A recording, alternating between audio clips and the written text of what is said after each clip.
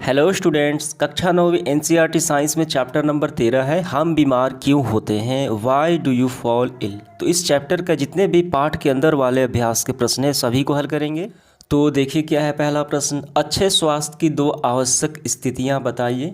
तो अच्छे स्वास्थ्य की हमें स्थितियां बताना है दो। तो इसका आंसर हम ऐसे करेंगे, अच्छे स्वास्थ्य की आवश्यक स्थितियां निम्न है। संतुलित आहार, ऐसा आहार करना चाहिए जो संतुलित हो, पोषक तत्वों वाला हो। दूसरा है व्यायाम और विश्राम यानी नींद लेना चाहिए, ठीक है। अच्छा भौतिक पर्यावरण में हमें रहना चाहिए यानी शुद्ध वायु जल। तो हमें दो ही बताना है, ठीक है।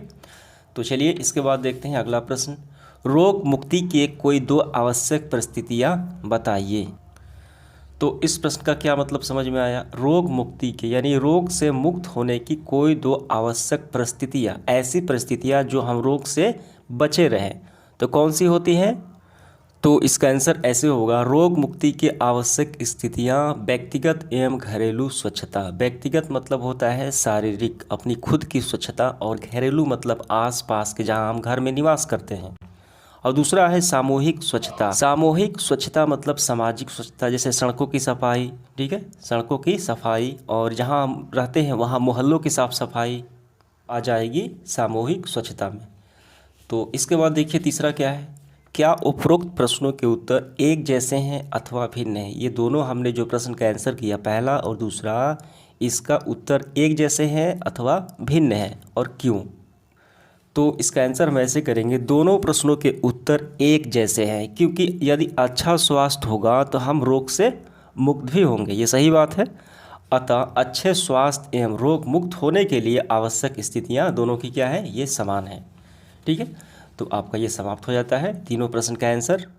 तो इसके बाद देखिए अगले पृष्ठ का प्रश्न क्या है, ऐसे 3 कारण लिखिए जिससे आप सोचते हैं कि आप बीमार हैं तथा चिकित्सक यानी डॉक्टर के पास जाना चाहते हैं।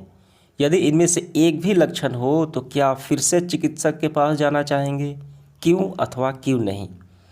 तो आइए हम इसका आंसर करते हैं। तो देखिए यहाँ पे हमें रोग के कारण बताना है, ठीक है। तो कौन कौन से होते हैं जो हम चिकित्सक के पास जाते हैं। तो इसका आंसर हम ऐसे करेंगे, देखिए यहाँ पे काफ़ी ध्यान से। ऐसे 3 कारण हैं, पहला सिर दर्द, दूसरा ठंड लगना और खांसी होना, और तीसरा है लगातार दस्त होना। ये 3 जो कारण है ये क्या है, ये रोग के लक्षण हैं, ठीक है। ये रोग नहीं ना होकर ये लोगों के लक्षण होते हैं। ऐसे अनेक प्रकार के लक्षण हो सकते हैं, हमें चिकित्सक के पास जाना चाहिए क्योंकि यह जानना आवश्यक होता है कि ये लक्षण वास्तव में किसी बीमारी के कारण हो रहा है, ना कि ये बीमारी है। उदाहरण के लिए देखिए, सिर दर्द कई बीमारियों के कारण हो सकता है, अंततः रोग लक्षण से रोग का पता नहीं चलता, इसलिए जांच करवानी चाहिए और चिकित्सक के पास जाना चाहिए, ठीक है। ये समझिए आप। निम्नलिखित में किससे लंबे समय तक रहने के कारण आप समझते हैं कि आपके स्वास्थ्य पर बुरा प्रभाव पड़ेगा और क्यों।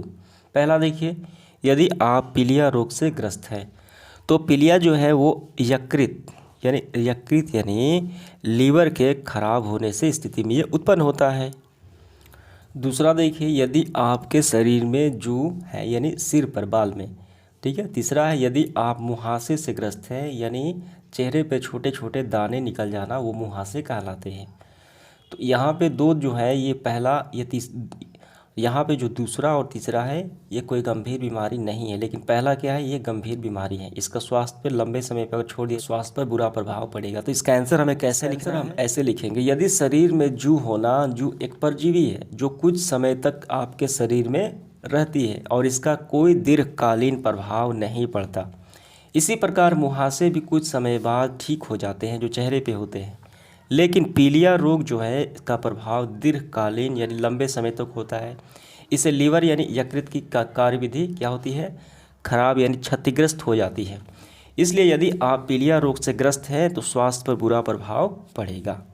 तो इसका आंसर हो गया। इसके बाद देखिए आगे बढ़ते हुए अगले पृष्ठ का प्रश्न क्या है, जब आप बीमार होते हैं तो आपको सुपाच्य और पोषण युक्त भोजन करने की परामर्श क्यों दिया जाता है। तो इसका आंसर हम ऐसे करेंगे, बीमार होने पर सुपाच्य भोजन द्वारा हमारा शरीर जो है यानी स्वास्थ्य ठीक रहता है, क्योंकि बीमार होने पर हमारा पाचन तंत्र कमज़ोर हो जाता है और भूख कम हो जाती है। सुपाच्य भोजन नरम होता है और आसानी से पचकर शरीर द्वारा अवशोषित कर लिया जाता है। पोषण युक्त भोजन में से रोग से विरुद्ध लड़ने की शक्ति बढ़ती है तथा कमज़ोर पड़े गए प्रतिरक्षा तंत्र यानी इम्यून सिस्टम को ये मजबूती प्रदान करता है। पोषण युक्त भोजन में विटामिन, मिनरल्स और अन्य पोषक तत्वों की क्षतिपूर्ति हो जाती है। भोजन हमें ऊर्जा देता है और टूटे फूटे ऊतकों की मरम्मत भी करता है। ठीक है, तो इसीलिए सुपाच्य और पोषण युक्त भोजन खाने की परामर्श देता है डॉक्टर। सवाल देखिए दूसरा, संक्रामक रोग फैलने की विभिन्न विधियां कौन कौन सी है। संक्रामक रोग किसे कहा जाता है? ऐसे रोग जो जीवाणु, बैक्टीरिया, ठीक है, जीवाणु और यानी रोगाणुओं द्वारा फैलते हैं एक व्यक्ति से दूसरे व्यक्ति में, वो संक्रामक रोग कहे जाते हैं। तो इस रोग के फैलने की कौन कौन सी विधियां हो सकती हैं? तो इसका आंसर हम ऐसे करेंगे, संक्रामक रोग फैलने की विभिन्न विधियां निम्न हैं। कई रोग हवा के माध्यम से फैलते हैं, जैसे खांसी, जुकाम, क्षय रोग, ठीक है, आदि वायु द्वारा बैक्टीरिया, वायरस आदि सूक्ष्मजीव इन रोगों को संक्रमित व्यक्ति से स्वस्थ व्यक्ति तक फैलाते हैं। पहला हो गया। दूसरा है अप्रत्यक्ष संपर्क, जैसे बिस्तर, खाने पीने के बर्तन, कपड़े आदि से भी फैलते हैं। और सी नंबर है प्रत्यक्ष संबंध से यानी संपर्क से, जैसे अनेक रोग प्रत्यक्ष संपर्क से फैल, जैसे लैंगिक क्रियाओं द्वारा एड्स फैलता है। सिफिलिस रोग सामान्य संपर्क, हाथ मिलाने, खेलकूद और कुश्ती से नहीं फैलते। डी नंबर देखिए, दूषित भोजन और पानी से क्या होता है। दूषित भोजन और दूषित पानी पीने से हमें हैजा, कलेरा, टाइफाइड और हेपेटाइटिस होता है। ई नंबर मच्छर कीट द्वारा फैलते हैं कौन? मलेरिया और डेंगू। तो इस तरह संक्रामक रोग इस माध्यम से फैलने की ये सारी विधियाँ हो जाती हैं। संक्रमित जो व्यक्ति है इन्फेक्टेड, वहाँ से एक दूसरा स्वस्थ व्यक्ति में ऐसे खांसने या थूकने से ये फैल जाता है। उसके कपड़े पहनने से फैल जाता है, खान पान से भी पहन जाता है, मच्छर के काटने से भी ये देखिए क्या होता है, फैल जाता है। कई सारी बीमारियां होती हैं। ठीक है, हाथ मिलाने से भी होता है, व्यक्तिगत संपर्क से भी फैल जाता है। तो ये सारे आपको समझ में आ गया।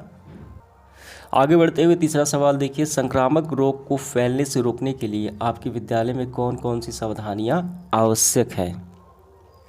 तो इसका आंसर हम ऐसे लिखेंगे, निम्नलिखित सावधानियां रखकर संक्रामक रोगों को फैलने से कम किया जा सकता है विद्यालय में। ठीक है, पहला है साफ पेयजल उपलब्ध कराना।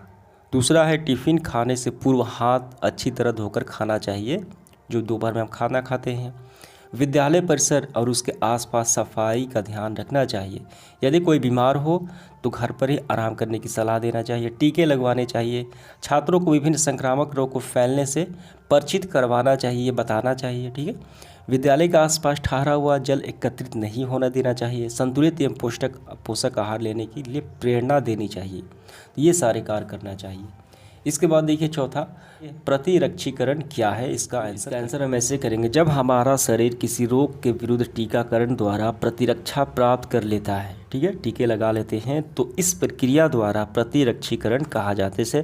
ठीक है, प्रतिरक्षा पौष्टिक आहार से भी प्राप्त किया जा सकता है, यानी बीमारी से लड़ने से पूर्व हम तैयार हो जाएं।